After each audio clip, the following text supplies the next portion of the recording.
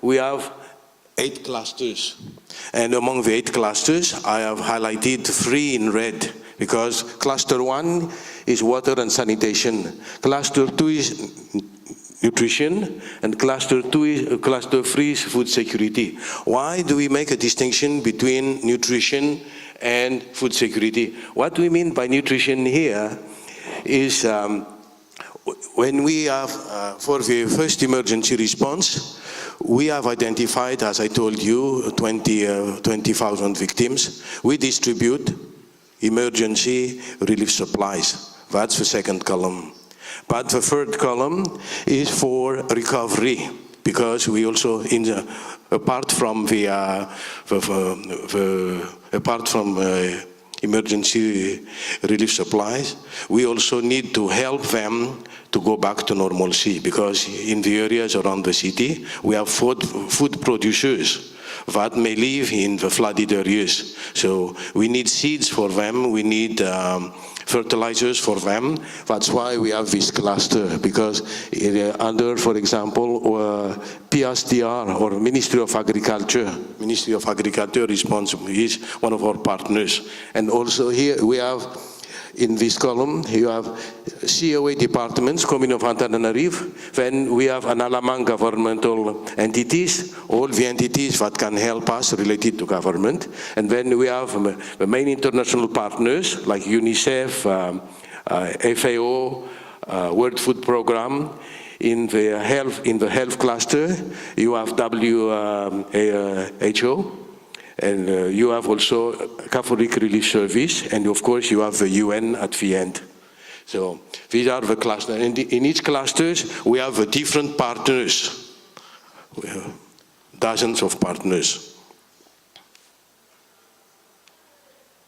Okay. This chart explains, these slides, it explains the flow of information and how actions are coordinated. Okay. In order to help people, we also strengthen rural and urban linkages, because it's good to get ready for the disaster, but it's also good to ensure that we can continue to produce so that we can supply the city with whatever is needed before and after the disaster.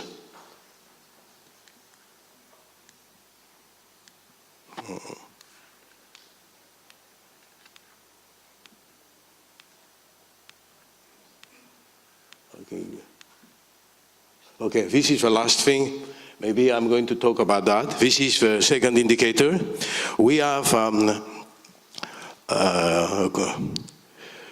partnership with a social enterprise producing fortified cereals that is distributed to low-income families. If you need more details about that, I'll be happy to share it online. Thank you. Thank you. Thank you very much, Olivier. I think it was interesting to see how the framework can be also adapted to a specific context like Tana, where and can be applied in context of disasters, risk management and assessment. So I think we have little time because we started late.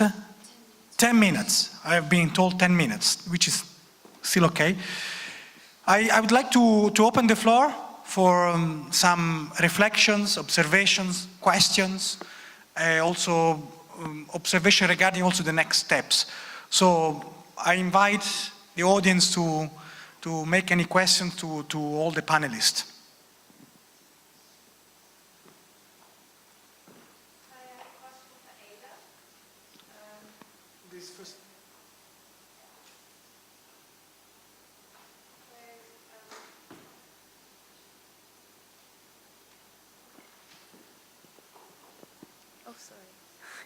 Hi, I've got a question for Ada, the Deputy Mayor. I noticed that you said because there's a strict national living wage, you don't investigate, but you don't need to investigate at a local level, but I think this is possibly a concern for when you do investigate the food sector.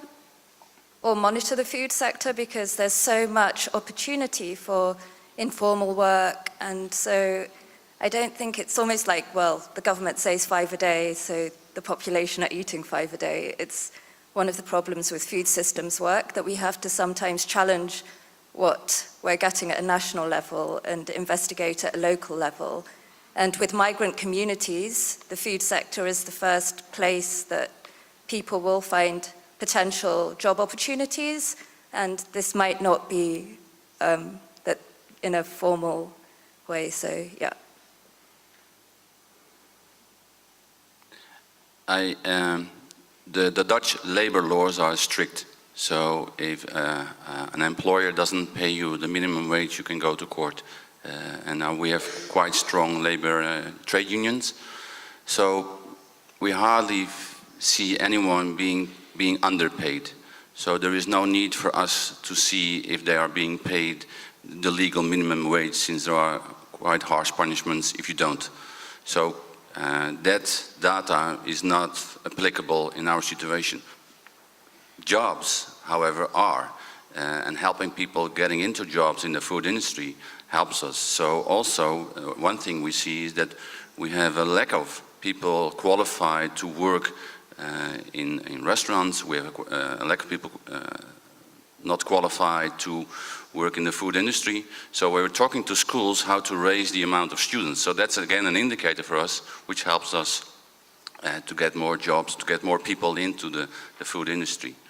So, but just the wage, in some countries, you know, there is no legal minimum wage, but in our country it's not applicable. Thank you very much, Leon. Other questions from the audience? Yes, please, from Bristol.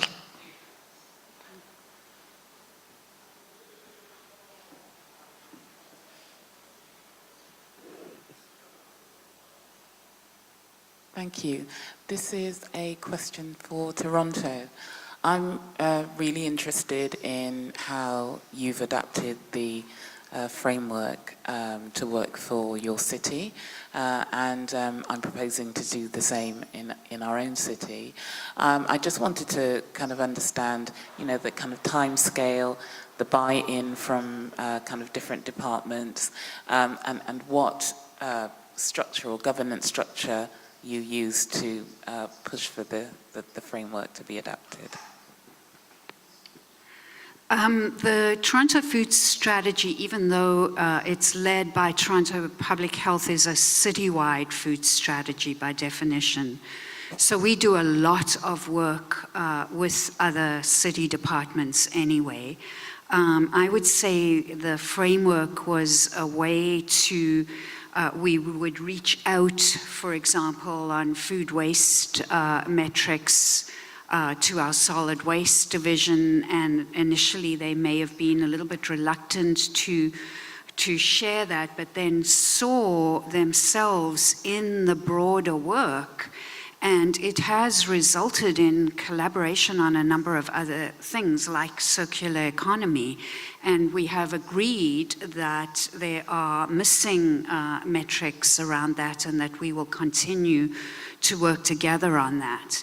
The other part was that once we had put out our report, a number of other colleagues came forward and said, hey, you missed this data. We've got more data on this. We want in now. And in the mapping process was the crucial piece where we mapped the obvious food initiatives, but we also mapped other initiatives that were food related that the city division may not have identified themselves as being active in food. So licensing and zoning and economic development wouldn't define themselves as food related, but they are very integral to food. And so we ended up with most departments being reflected in that map. And in so doing, it became an engagement tool for us to reach out. So again, it's just at the beginning. But I think that was the most useful part of it, as well as identifying where we really need to prioritize data collection going forward. Thank you, Barbara. Okay, maybe I have a question to the panelists, because I think I'm quite interested to understand from your perspective, so what is needed to move ahead with the implementation of the framework, and what type of support your city may need from FAO, from Rural Foundation, from the Milan Secretariat, moving ahead in localizing the framework to your local context, and how you could benefit from the support, the peer-to-peer support from other cities. I don't know if any of you wants to respond.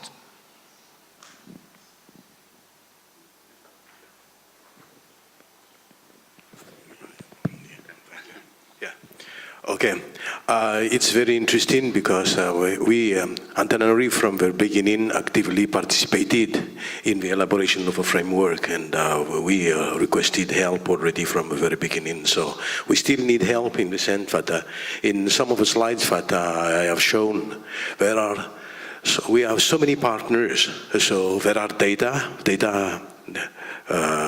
are there, but we need to set up, for example, a special team with the equipment so that we can have everything at the level of a municipality. Because when it is scattered, we cannot do anything specific and we cannot improve our results.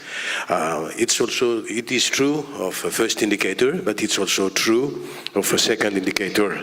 For example, 2 weeks before coming here, I had a meeting with the CEO of a social